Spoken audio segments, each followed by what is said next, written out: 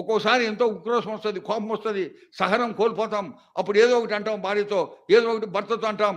అప్పుడు ఏం చేయాలి? ఇంకొక పార్టీ ఏం చేయాలా? మాట్లాడకూడదు, అదర్వైజ్ డిస్కు అవుతుంది.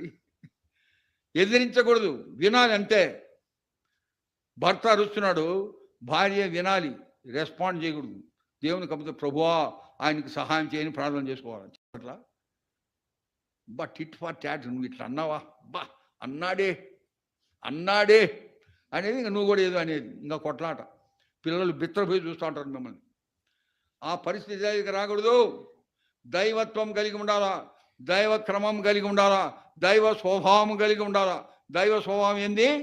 ఈ చెంప కొడితే ఈ చెంప చూపించాలి, మనం కొట్టేది ఇంకో దెబ్బ.